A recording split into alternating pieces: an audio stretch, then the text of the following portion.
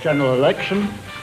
The time has come to be rid of the Thatcher government, and the time has come for our alliance to move into government.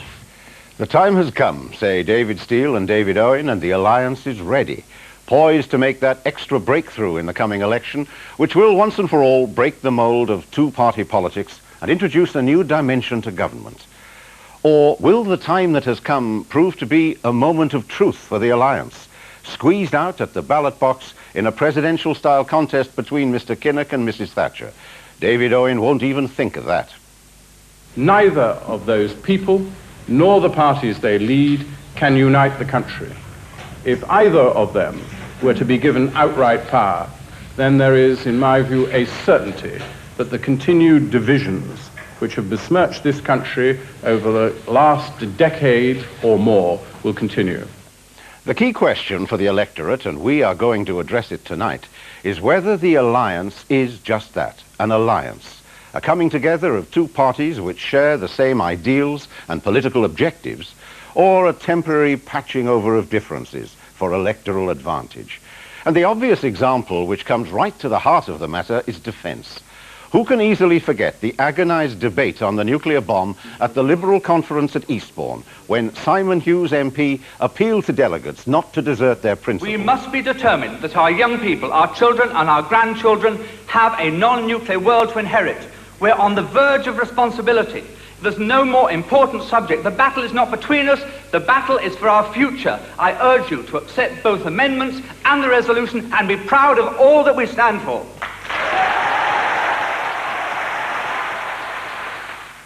An unhappy David Steele, and with reason, because from that moment, alliance support slumped. Well, 6 months later, the Liberals are in line with the SDP, and we shall hear what Simon Hughes feels now. And with him, the joint chairman of the Alliance in Wales, Gwynoro Jones, who's an alliance candidate. First, though, some analysis from Rob Orchard. David Steele may be bravely claiming that the time has come for a general election, but just how well prepared is the Alliance in Wales for the campaign ahead? Is it making the impact it'll need not only to win seats, but also to hold on to the 3 it has already? 18 months on, things look very different to the euphoria in the Alliance camp when Richard Livesey came from 3rd place to overturn a massive Conservative majority in the Brecon and Radnor by-election, a win which gave the two parties the kind of publicity they thrive on.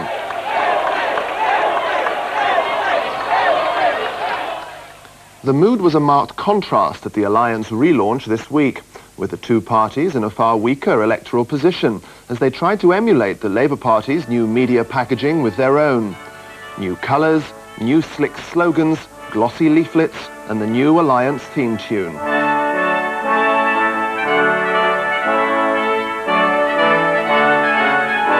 But the two Davids' clean-cut togetherness may not be enough. The opinion poll message is less harmonious for the alliance. After hovering for a year after Brecon and Radnor around 30% or the high 20s, their support plummeted after the Liberal Assembly vote last September against renewing Britain's nuclear deterrent threw the alliance into turmoil. With defence suddenly the major election issue, Conservative support surged.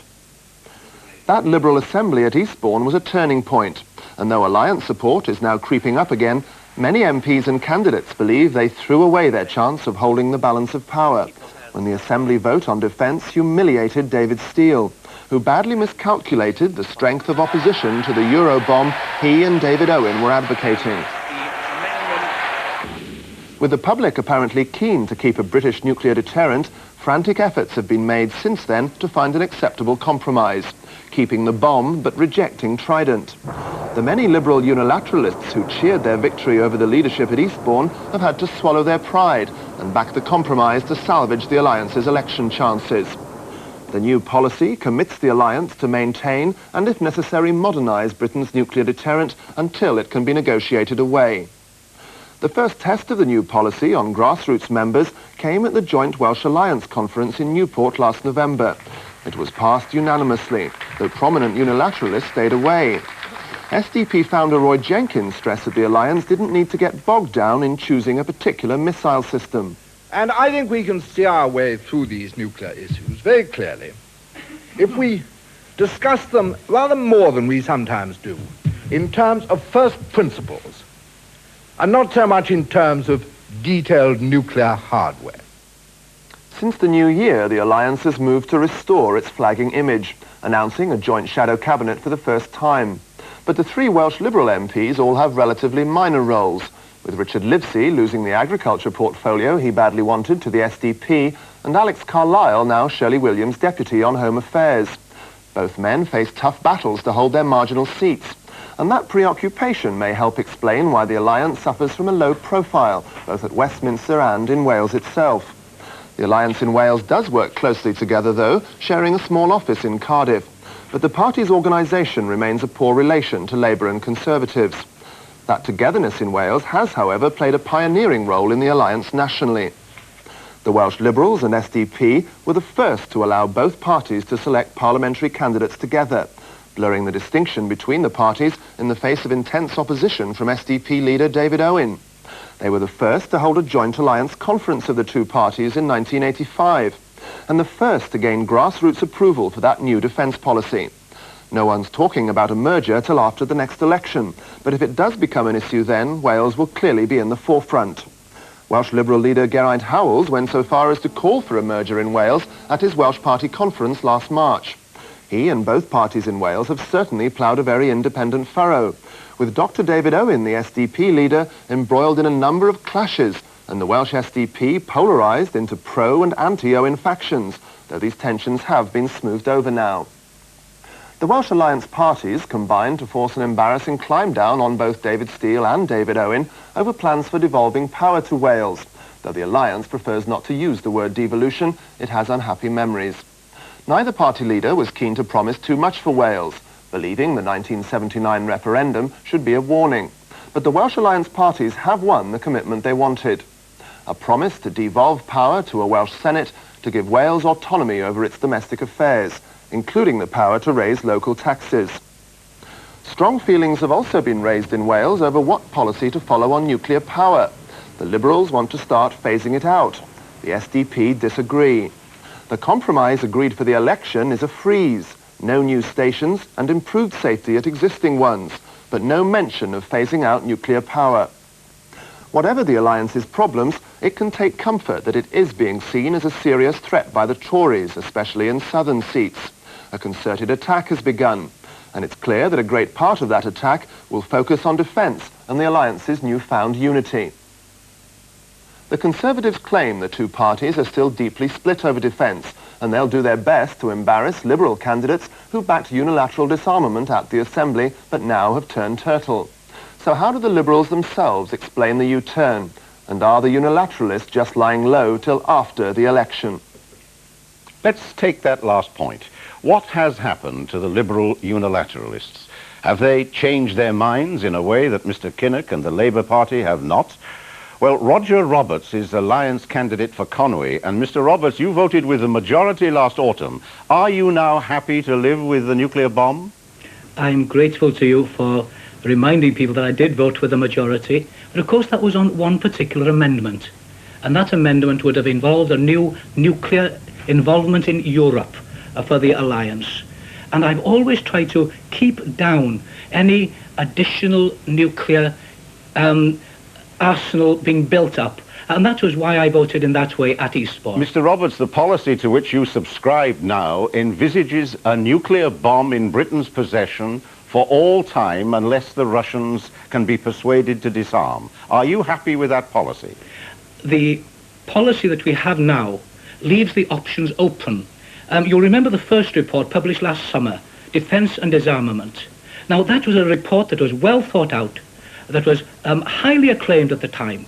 And what we've done is to more or less return to the stance taken in that agreed alliance report. But it does envisage, doesn't it, sir, a Polaris and then a modernization of Polaris and a bomb for all time, I repeat, unless the Russians make significant disarmaments. Unless it can be negotiated away. Now, are you happy with that?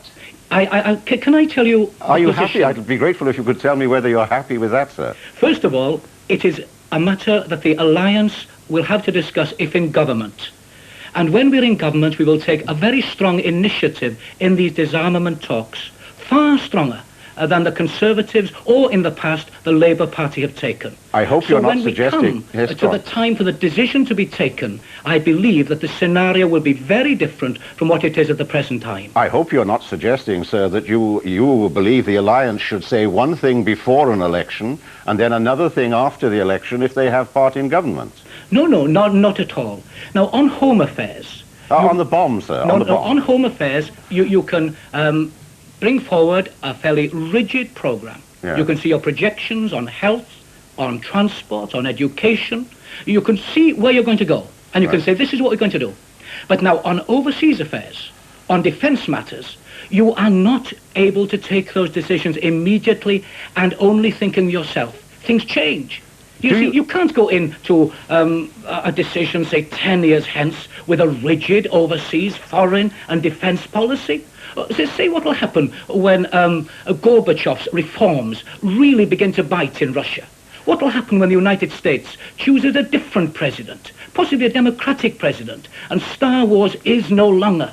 Now, we're going to be moving, and you're going to be fluid, and you're going to be ready to react in the best possible way as these different opportunities arise. But you have to tell the good people of Conwy in the campaign that is to come this year where you stand and where the Alliance stands on what many people regard as being the most important question facing the electorate at the public. Does Britain keep a nuclear bomb or does it not? It keeps it until it can be negotiated away. And the best chance the people have of negotiating it away is to put in office a party or an alliance of parties who really mean business. Well, that is the exact reverse, sir, what you've just said, of the motion for which you voted only 6 months ago at Eastbourne. The exact reverse. The exact reverse? What you've just said now, that we keep one, that was what Dr. Owen and David Steele were trying to urge on you last autumn, and you resisted it. What has changed your mind? The amendment at the Eastbourne Assembly was on a new nuclear involvement in Europe. And that, to my mind, was the wrong move to take. Let's stay in NATO? Yes, indeed. But let us think again. And let us keep our options open for the future. I'm very grateful to you. Thank you very much, Thank you. Mr. Roberts. Well, listening to that with us is Gwynoro Jones, the joint chairman of the Alliance in Wales. Are you happy about the way that Mr. Roberts answered some of my questions then? Well, I think Roger might have helped if he had stated that obviously there has been a divergence away from what the original aspirations were at the Liberal Conference. By the way, I was at the Liberal Conference and I saw no harm in them expressing their viewpoint. That's what is the nature of a democratic party. But unfortunately, that period over the last 6 months has done us a fair bit of damage, needlessly, in my judgment, because in the summer, the SDP caused the problem by David Owen questioning the Joint Commission on Defence and then the Liberal Conference. But it was always clear to many of us that there would be the stance we've now got. And it's unfortunate that we did experience the last summer. You know, the point has been and is clarified there that we believe in retaining the nuclear capability until a multilateral negotiating situation can arise. But that's not quite what was, I would have thought, interesting, let's say no stronger than that, about what Mr. Roberts said, was that let's leave it until we're in government or playing an influential part in government, and then we might make the decision. If Roger, I don't think he actually meant that. There is no way that can materialise. As you quite rightly said, we have a clear policy. It is quite obvious where we stand as the joint leadership of David Owen and David Steele and the joint alliance spokesman now on defence, quite clear what we will be saying in the general election. And the only way it will alter afterwards, if the whole defence scene and the whole nuclear situation in cross-country international talks, if that changes, if that situation changes, well, obviously the whole scene will change, not just within the alliance, but in general. So you would be happy with the way I put it to him, which was that the policy now is that we keep the nuclear arm forever unless the Russians disarm. Absolutely. Right, let's go back to London because Simon Hughes, who we saw in a clip of film earlier in the programme, speaking so passionately at Eastbourne last autumn, is now in the studio. Mr. Hughes, are you happy with the policy as it now stands? Yes, as an alliance policy, I am happy, and I spent a lot of time negotiating so it would be satisfactory to people who hold my sort of position. And the reason I'm happy is that it, as was said very clearly earlier by Roger Roberts, keeps options open when the time comes, which hasn't come yet, as to what we do when Polaris is no longer available. Polaris can be extended, it can be modernized, that's the phrase we used. We've always accepted that. I said so in my speech in Eastbourne. The question is, what happens when we cannot go on with Polaris? Do we go into another generation of nuclear weapons? And we have said we want to try to avoid ever having any. Now, I'm willing to fight until the very last to avoid that, and I hope that we will never have to replace This is where the split, if there is one, appears. What happens if the Russians have not disarmed, Polaris becomes aged and obsolete, David Owen and Gwynoro Jones would replace it? Will you? As far as I know, I would vote not to replace it. I'm never going to say, like any politician, nothing is ever possible. I will never do anything. But I cannot envisage circumstances in which I would think it right to have a new generation of nuclear weapons for Britain alone. So you're still out of step, aren't you, Simon? No, I'm not. No, I'm not out of step, because specifically what we have agreed, if you remember, just going back and remembering the comments we've just had from Gwynoro a moment ago, David Owen originally said we must have a commitment to replace Polaris. People like me argued the case that we should not automatically replace Polaris, although in fact that wasn't the major debate at Eastbourne, as Roger Roberts said. It was about European defence.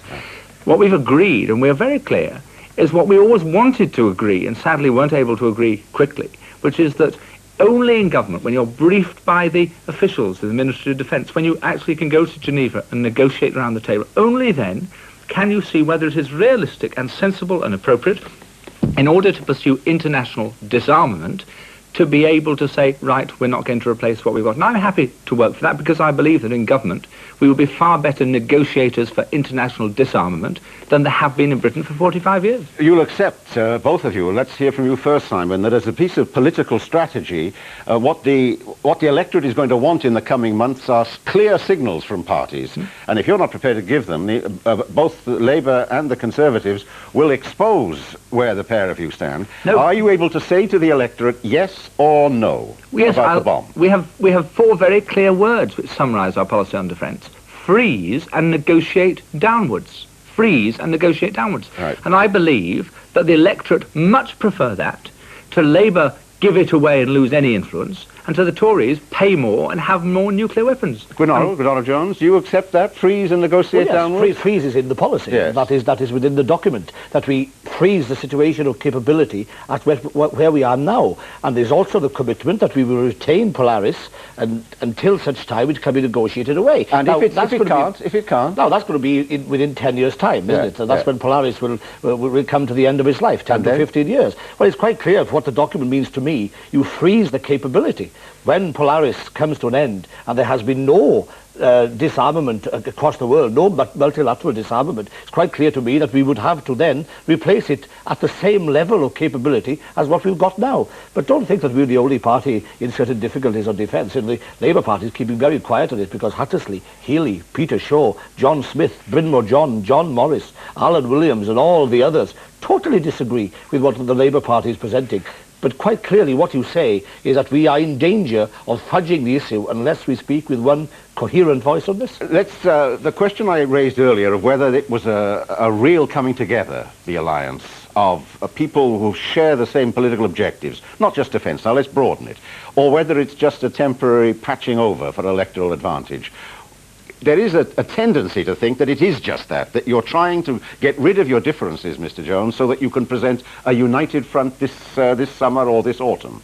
No, I think it's a remarkable fact that two parties have got together and have worked so well. Now, obviously there have been many difficulties, and in the Rob Orchard piece earlier, it had indicated where we in Wales had worked in advance, really, of what maybe the British scene was, and we in Wales are very proud of that. But by now, that has become the accepted style of how the alliance should work in Britain. And I'm personally quite happy at how we are developing. The only misgiving I've got is on two counts, that we did not do some of the things we are now doing much earlier. We should have had joint alliance spokesmen, in my judgment, much earlier, certainly maybe the summer or the early autumn.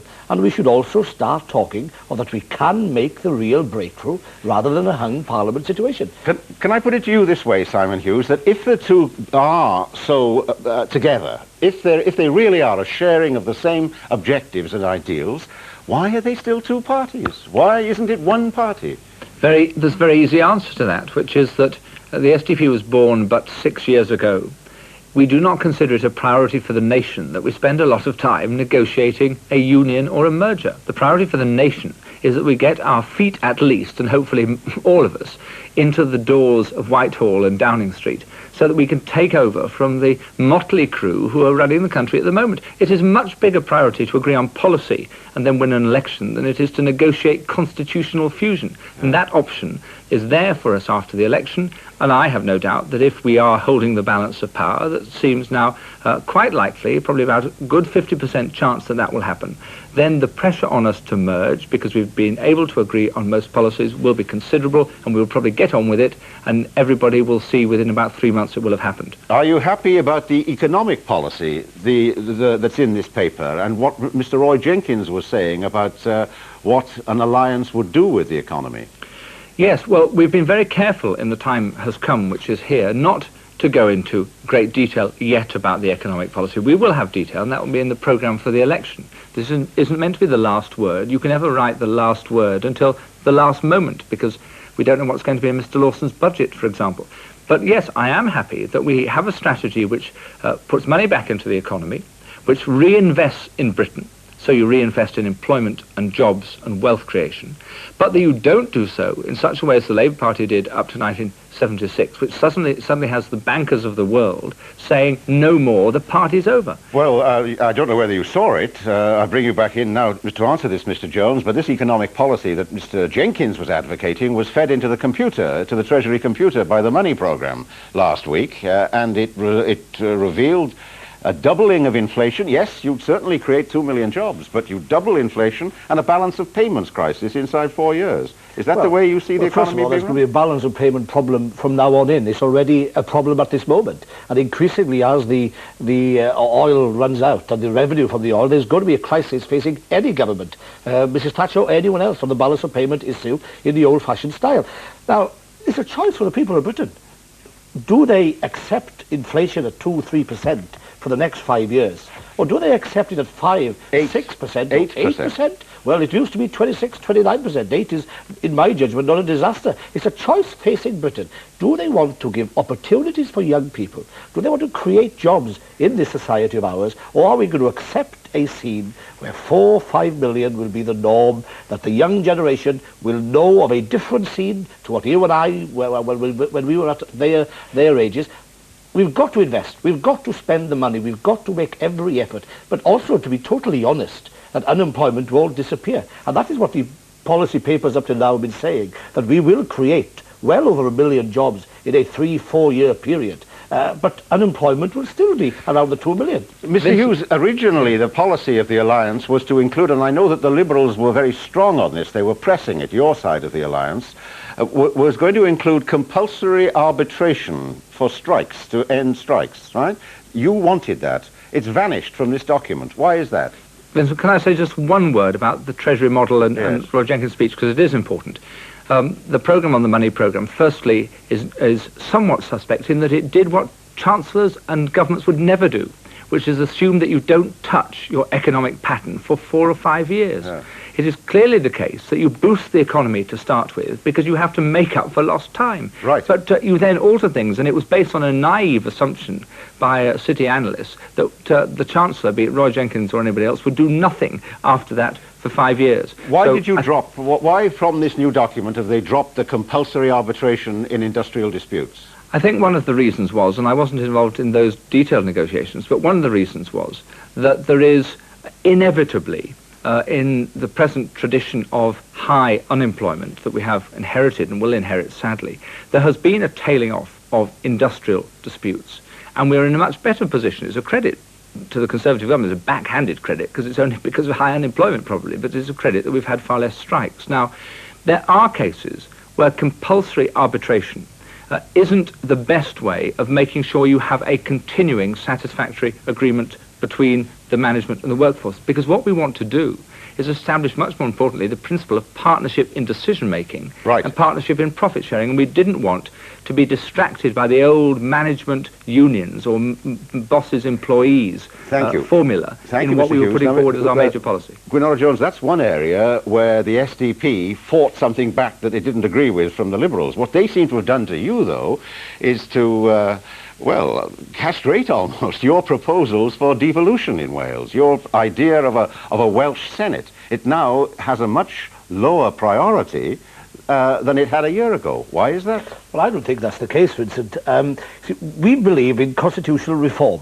Again, if I go back to the Bob Orchard part, it's not devolution anymore. It's really the way to govern Britain, and that involves four main areas. Decentralisation on its own, a Welsh Senate on its own, would be meaningless without proportional representation, would be meaningless without without freedom of information. So without all that, within a constitutional reform package, things won't work.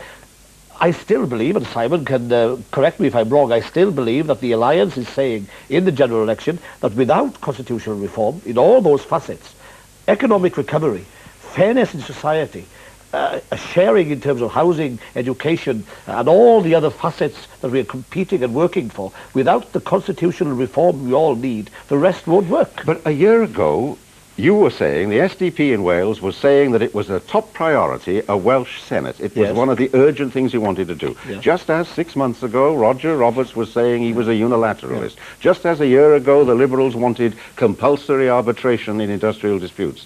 This coming together has meant you've had to change your mind. Well, I don't see that at all. You know, as far as I understand the situation, we are still about decentralising power. There's a commitment to decentralisation across the whole of Britain. The two presidents of the parties, Des Wilson and Shirley Williams, have just started a campaign on power to the people, which contains this major component on decentralisation, and I don't see any evidence of what's happened in the last week, in the relaunch, or whatever word they want to call it, that they've watered down the whole issue of decentralisation. Now you're giving a higher profile to an assembly for Scotland, aren't you, than you are for... Yes? Well, that's what, yeah, well, that's always been the case. The fact of life is, and we've all got to accept it in Wales, that in Scotland there's always been a much stronger demand. There's been more unity within the parties. Labour, the Alliance and the Nationalist Party in Scotland are almost campaigning together to have a strategy on decentralisation. Unfortunately in Wales, Plaid Cymru are saying many things, we are saying many things. The Labour Party is all at sea on the whole issue, despite having a Welsh leader, and the Tories are not interested. Right, I want to put a last point to Simon Hughes now. What is the chance, in your opinion, of all this grand coming together being lost in a presidential-style contest between Kinnock and Thatcher? I think a very small chance, and for two reasons. Firstly, the concept that you, Vincent, quite rightly have been asking a lot of questions about, which is how do people who have single-party views merge them, is something that the country have actually been asking for a long time. Every time they get a prime minister, after a few years they get sick of that prime minister because they force one-party views down the throat of the electorate, be it Thatcher, be it Wilson, and there are many before. What we're offering is something different. And the reality, I think, is we're now on 20%, 22% in the opinion polls. We're already 2, 4, 5% above where we started the last general election campaign. All the evidence of the last 20 years is that in the elections we go up. If that happens again, and all the evidence suggests we will, we're better managed, better organised, our policies better thought out, we're better able to defend ourselves. If all that happens, then we will be seen, in particularly in loads of areas of the country, the south of England, the Midlands and so on, to be able to make ground and the only challengers to the Tory party. Thank you very much. Kinnock also is a lightweight, Vincent, and he's not going to be taking on any presidential role in the future. I'm grateful to you. Thank you, Simon Hughes, and you, Gwynoro Jones. Thank you very much. So that's public account on the Alliance, and time has come. There'll be another public account next Friday at the same time. I hope you'll join me for that. Good night.